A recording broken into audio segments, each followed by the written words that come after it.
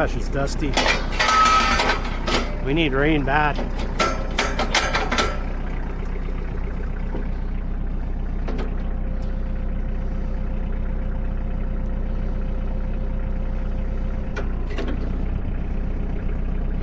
I reset this up first so I don't get carried away.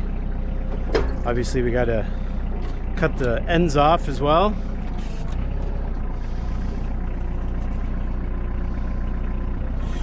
Sometimes I cut them off in place, other times I pull them out.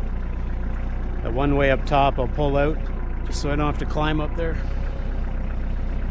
Let's see if we can reach it. What do you think? Ooh, it's gonna be close. Gotcha.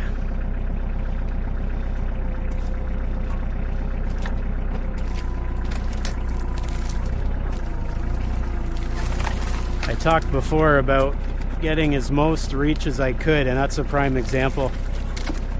Any less I wouldn't have got that.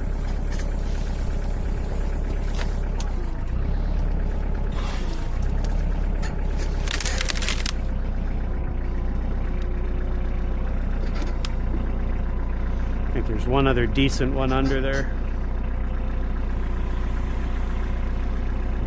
Unfortunately, where the trees broke off in the ice storm, they were all part way up, so I lost a lot of trees, or a lot of logs rather, because they're broke up. Like you can see that one like 6 feet up. I'll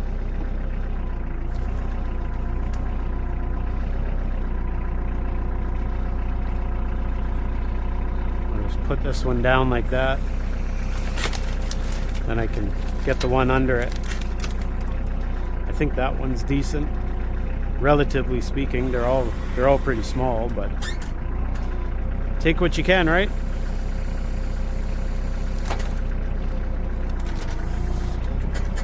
Let's see what this one's like here. Gosh, I don't know about that.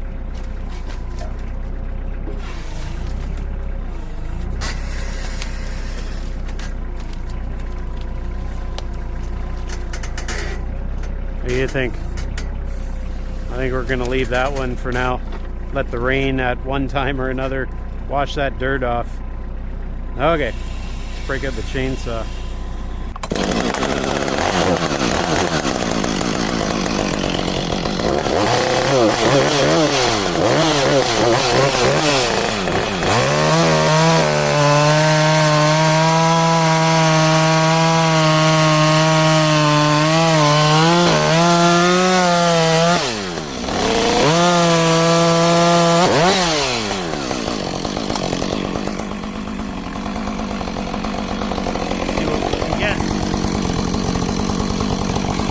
Logger's tape. Probably take a 12-footer out of this. That's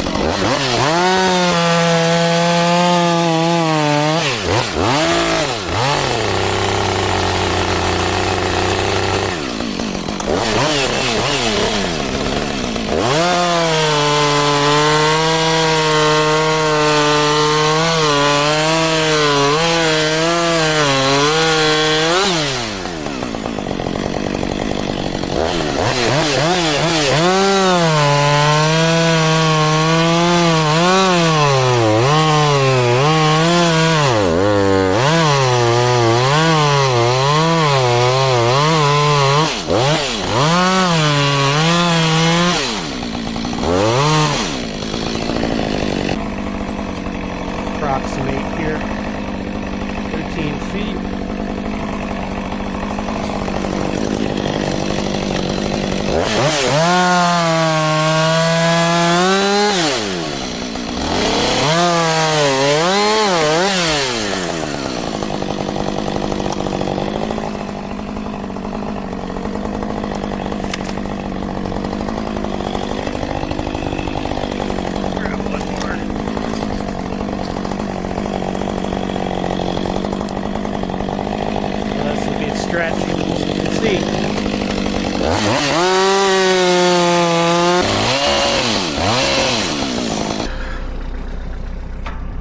One of the nice things about having the loader, getting hydraulic power from the tractor, is it's quiet.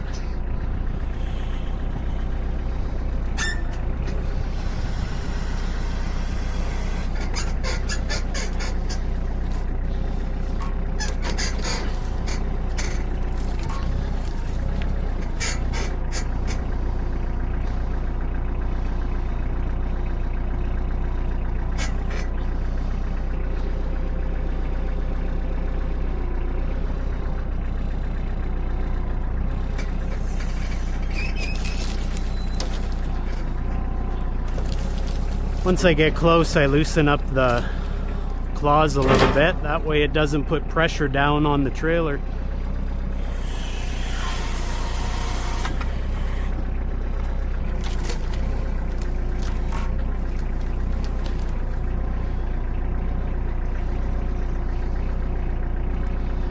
So one thing you may notice, it goes a bit slower up and down, and that's for good reason. So they've designed it here so that it goes a little bit slower in the up and down position. That way you don't get a big log with lots of weight and you accidentally hammer it down and cause damage to the equipment, yourself.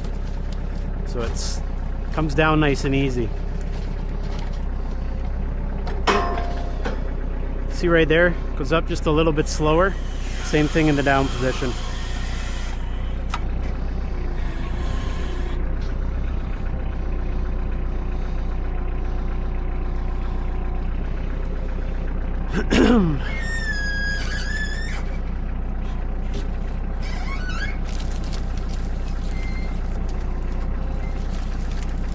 One thing I like on this trailer that they did when they made it, see these two controls? They have a hook on them, they lean back. They're for the outriggers. I like how they're away from these. They're lower, they're set back. If I inadvertently hit this and I'm extended that way, let's say it raised up, even raising up a little can cause the thing to tip. So I like how they're out of the way. You're not going to bump them.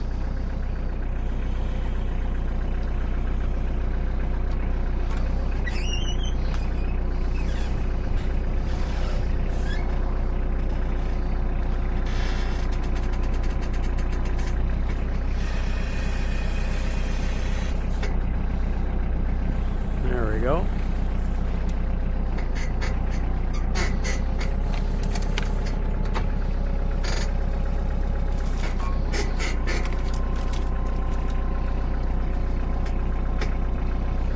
I'll just loosen the grip a little, not open, but a little, then I'll lower it. Try to slide the grapple down, grab a hold again, it's a little more centered. And my preference when I'm loading logs is to have one end slightly lower than the other and bring that end in first. That way I don't get anywhere close to this stuff. So I come around and I start to rotate it, and I usually keep it on an angle right until I'm ready to lower it. And instead of lowering the whole boom, I just lower the end in. So that's this one here. And we'll open that up a little. No, not quite. Have to raise it. See if we can fit it in there. There we go. Good enough.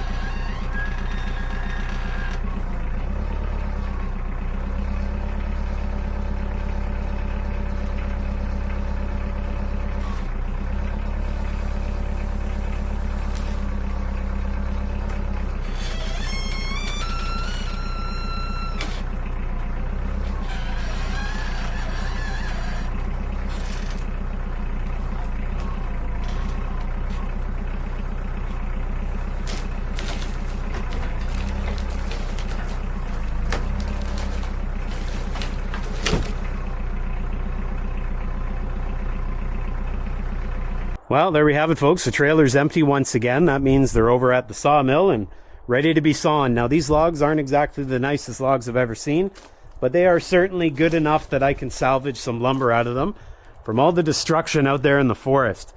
As you know, there's been a number of setbacks this year, and it's easy to throw in the towel and call it quits, but I'm not doing that.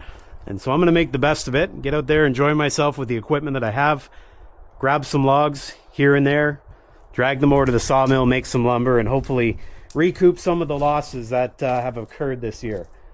Snowstorms, ice storms, breakdowns in between. It's been one heck of a year. But you could quit or you can persevere. Let's try to do the latter. Anyways, the log loader trailer is certainly working out well for me out here. I can't think of a better way on my size of operation where I could get the logs from those piles. As you know, I'm not taking every log from the pile. I'm picking and choosing. I'm doing that so that I try to salvage as most as possible before it all rots. And I think this is a tool for the job. I'm reaching in there, grabbing stuff, moving stumps, moving logs to get to logs. And then obviously I can bring it over here without too much fuss. We're not dragging it through the dirt. I can pile it up here, assuming I don't hit the posts, without problems. And I can do that in pretty short order. I wouldn't say that took me all that long here today. Probably with more practice, I'll get better with the loader. We'll get things over here a little bit easier. But even with my inexperience due to the new machine, I'd say I'm pretty quick at it so far. So I'm happy about that. Now with the sawmill here behind me, I hope you tune back in real soon. I'll be making these into lumber. Whatever the case is, it'll be something half decent, that's for sure. 2x4s, 2x6s, 1x material, 4x4s, you get the picture. So tune back in for that. We'll get the old Clarke sawmill ripping and roaring. So if you like this video, don't forget to give her the old like-a-roo, as I call it. Make sure you subscribe, and I'll see you next time.